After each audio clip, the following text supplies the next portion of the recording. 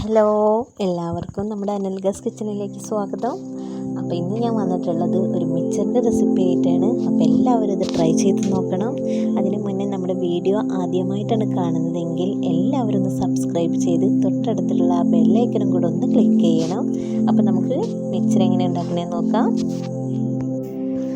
അപ്പോൾ അതിന് വേണ്ടിയിട്ടുള്ള സാധനങ്ങൾ നമ്മൾ 2 കപ്പ് കടലമാവ് എടുത്തിട്ടുണ്ട്, 1 കപ്പ് അരിപ്പൊടി. നമ്മൾ ഒരു ഗ്ലാസ്സിലാണ് പൊടി എടുക്കണമെന്ന് വെച്ചാൽ 2 ഗ്ലാസ് കടലമാവ് 1 ഗ്ലാസ് അരിപ്പൊടി എന്ന രീതിയിൽ വേണം നമുക്ക് എടുക്കാൻ.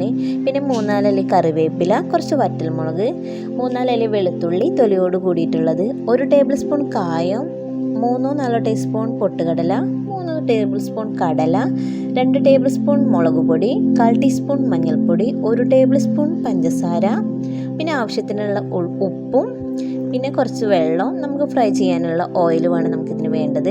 ഇനി ഒരു ബൗളിലോട്ട് ഞാൻ ഈ കടലമാവ് ഇട്ട് കൊടുത്തിട്ടുണ്ട്. 1 കപ്പ് അരിപ്പൊടിയും കൂടെ ചേർത്ത് കൊടുത്തു. 1/4 ടീസ്പൂൺ മഞ്ഞൾപ്പൊടിയും കൂടെ ചേർത്ത് കൊടുക്കാം. 2 ടേബിൾ സ്പൂൺ മുളക് പൊടി ചേർത്ത് കൊടുക്കാം.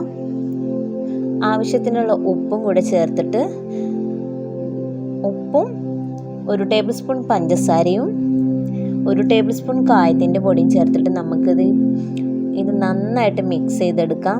ഈ പൊടികൾ എല്ലാ ഭാഗത്തേക്കും എത്തുന്ന രീതിയിൽ നമുക്ക് നന്നായിട്ട് മിക്സ് ചെയ്യാം. ഇനി നമ്മൾ കുറേശ്ശെ വെള്ളം ഒഴിച്ചിട്ട് നമ്മുടെ ചപ്പാത്തിക്ക് മാവ് കുഴച്ചെടുക്കുന്ന രീതിയിൽ വേണം ഇത് കുഴച്ചെടുക്കാൻ വേണ്ടിയിട്ട്. നന്നായിട്ട് സോഫ്റ്റ് ആവണം. നമ്മുടെ കയ്യിലൊന്നും ഒട്ടാത്ത രീതിയിൽ വേണം ഇതിൻ്റെ സേവ് തയ്യാറാക്കാൻ വേണ്ടിയിട്ട്. ഇത് ഞാനിവിടെ നന്നായിട്ട് കുഴച്ചെടുത്തിട്ടുണ്ട്. ഇപ്പോൾ കയ്യിലൊന്നും ഒട്ടുന്നില്ല. അപ്പോൾ അതേപോലെ വേണം നമുക്കിത് ചെയ്യാൻ വേണ്ടിയിട്ട്. ഇനി നമ്മുടെ വറ്റൽമുളകും ഒക്കെ ഫ്രൈ ചെയ്തെടുക്കാനും കറിവേപ്പില എല്ലാം ഫ്രൈ ചെയ്തെടുക്കാനും വേണ്ടിയിട്ട് ഞാനിവിടെ ഒരു പാൻ വെച്ചിട്ടുണ്ട്. ഇനി അതിലോട്ട് നമുക്ക് ആദ്യം തന്നെ വെളുത്തുള്ളി ഇട്ട് കൊടുക്കാം. അപ്പം വെളുത്തുള്ളി ആകുമ്പോൾ നമ്മുടെ മിക്സറിന് നല്ല മണം ഉണ്ടാവും, വെളുത്തുള്ളിയുടെയും കറിവേപ്പിലയും. പിന്നെ നമുക്ക് കറിവേപ്പില ഫ്രൈ ചെയ്തെടുക്കാം. ഞാൻ ലാസ്റ്റാണ് വറ്റൽമുളക് ഫ്രൈ ചെയ്തെടുക്കുന്നത്. അല്ലെങ്കിൽ നമ്മുടെ വറ്റൽമുളകിൻ്റെ കുരുവെല്ലാം നമ്മുടെ ഈ എണ്ണയിലുണ്ടാവും. അപ്പോൾ അതിന് വേണ്ടി നമുക്ക് ലാസ്റ്റ് വറ്റൽമുളക് ഫ്രൈ ചെയ്തെടുക്കാം. നമ്മൾ കറിവേപ്പില നന്നായിട്ട് മൂത്തിട്ടുണ്ടാവണം. നമ്മൾ എടുക്കുമ്പോൾ ഒരു സൗണ്ട് ഉണ്ടാവുന്ന രീതിയിൽ വേണം നമുക്ക് കറിവേപ്പിലിനെ ഫ്രൈ ചെയ്തെടുക്കാൻ വേണ്ടിയിട്ട്. ഇനി നമ്മളൊരു നൂൽപ്പെട്ടിൻ്റെ അച്ചെടുത്തു. ചെറിയ ഹോളുള്ള അച്ചാണ് ഞാൻ എടുത്തിട്ടുള്ളത്. എന്നിട്ട് അതിലോട്ട് നമുക്ക് ഈ സേവ് വെച്ച് കൊടുക്കാം. ഇനി എണ്ണ നന്നായി ചൂടായിട്ടുണ്ടാവണം. എന്നിട്ട് അതിലോട്ട് നമുക്ക് ഒന്നിങ്ങനെ ചുറ്റിച്ചു കൊടുക്കാം. അധികം നമ്മൾക്ക് ചുറ്റിച്ചു കൊടുക്കേണ്ട, കുറച്ച് മാത്രം അതിൽ എണ്ണയിലോട്ട് ഇട്ട് കൊടുത്താൽ മതി. നമുക്ക് ഒന്ന് ചുറ്റിച്ചെടുക്കുക. പെട്ടെന്ന് തന്നെ 1 മിനിറ്റ് കൊണ്ട് തന്നെ നമുക്കിതായി കിട്ടും. അപ്പോൾ ഒന്ന് വേഗം തന്നെ നമുക്ക് എടുക്കണം. ഒന്ന് ബ്രൗൺ കളർ ആകുമ്പോഴത്തേനും നമുക്കിത് എടുക്കണം. അല്ല ഭയങ്കര ഹാർഡായി പോവും, കളറും വ്യത്യാസം ഉണ്ടാവും. അപ്പോൾ നമുക്ക് പെട്ടെന്ന് തന്നെ എടുക്കണം. ഇനി ഇതേപോലെ നമുക്ക് എല്ലാതും ചെയ്തെടുക്കാം. പെട്ടെന്ന് തന്നെ ആവും ചെയ്യൂട്ടാ, വളരെ പെട്ടെന്നാവും നമുക്കിത്. ഇതിൻ്റെ സേവ് ഇതൊന്ന് മിക്സർ എല്ലാതും അതേപോലെ ചെയ്തെടുത്തിട്ടുണ്ട്. ഇനി നമ്മൾ പൊട്ടുകടലയാണ് ഫ്രൈ ചെയ്യുന്നത്. പൊട്ടുകടല ഒന്ന് ബ്രൗൺ കളർ ആകുമ്പോൾ നമുക്ക് എണ്ണയിൽ നിന്ന് കോരി മാറ്റാം. ഇനി അതേപോലെ നമുക്ക് കടലയും ഫ്രൈ ചെയ്തെടുക്കാം. കടല ഇട്ട് 2 മിനിറ്റ് കഴിയുമ്പോഴത്തേനും കടലയാവും, അല്ലെങ്കിൽ കടല വല്ലാണ്ട് കറുത്ത് പോകും. അപ്പോൾ അതിന് മുന്നേ നമുക്ക് എണ്ണയിൽ നിന്ന് കോരി മാറ്റണം.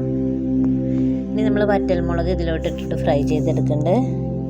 അപ്പോൾ വറ്റൽമുളക് ആദ്യം ഇതിൻ്റെ കുരുവെല്ലാം നമ്മുടെ എണ്ണയിൽ വീഴും. അതിന് വേണ്ടിയിട്ടാണ് നമ്മൾ ലാസ്റ്റ് വറ്റൽമുളക് ഇട്ട് ഫ്രൈ ചെയ്തെടുക്കണേ. അപ്പോൾ അതേപോലെ ചെയ്താൽ മതി.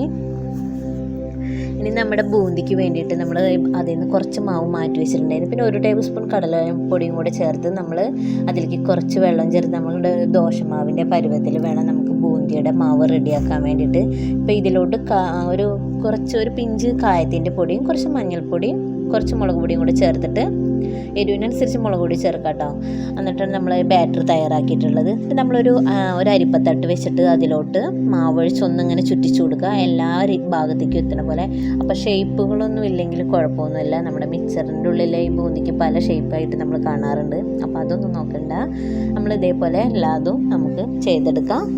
ഒന്ന് മൂത്ത് വരുമ്പോൾ, ഇപ്പോൾ ഇത് നല്ലൊരു മുളക് പൊടീൻ്റെയാണ് ഈ കളർ. ഇനിയിപ്പോൾ നല്ലൊരു യെല്ലോ കളർ കിട്ടണമെന്നുണ്ടെങ്കിൽ നമ്മൾ ഈ മുളക് പൊടി ഒഴിവാക്കി മഞ്ഞൾപ്പൊടി മാത്രം ഇട്ടാൽ മതി. അപ്പം നല്ല മഞ്ഞ കളർ ഉണ്ടാവും നമ്മുടെ ബൂന്തിക്ക്. അപ്പോൾ നമ്മുടെ ബൂന്തി നമ്മൾ ഫ്രൈ ചെയ്തെടുത്തിട്ടുണ്ട്. അപ്പോൾ ഇത് നമ്മളെല്ലാതും ഫ്രൈ ചെയ്തിട്ട് ഇനി നമുക്ക് ഈ മിക്സറിൻ്റെ സൈസിൽ നമുക്കിതൊന്ന് പൊടിച്ചെടുക്കണം.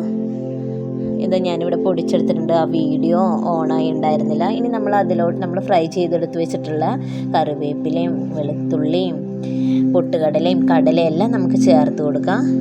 ബൂന്തി നമുക്ക് ചേർത്ത് കൊടുക്കാം. അതിനുശേഷം നമുക്ക് ഇതിൻ്റെ മേലോട്ട് കുറച്ച് കായത്തിൻ്റെ പൊടി ചേർത്ത് നന്നായിട്ട് മിക്സ് ചെയ്യുക. ഇനി നല്ല എരിവുള്ള മിക്സറാണ് ഇഷ്ടമെന്ന് വെച്ചാൽ നമുക്ക് ഇതിൻ്റെ കൂടെ കുറച്ച് മുളക് പൊടിയും കൂടെ ചേർത്ത് കൊടുക്കാം. ഒരു തരി ഉപ്പും മുളക് പൊടിയും കായത്തിൻ്റെ പൊടിയും ചേർത്ത് കൊടുത്താൽ മതി. അപ്പോൾ എല്ലാവരും ഇത് ട്രൈ ചെയ്ത് നോക്കണം. അപ്പം നമ്മുടെ മിക്സറിൻ്റെ റെസിപ്പി എല്ലാവർക്കും ഇഷ്ടമായെങ്കിൽ എല്ലാവരും ഒന്ന് ഷെയർ ചെയ്യണം, ലൈക്ക് ചെയ്യണം, കമൻറ്റ് ചെയ്യണം. ഇനി നമുക്ക് മറ്റൊരു വീഡിയോ ആയിട്ട് കാണാം. താങ്ക്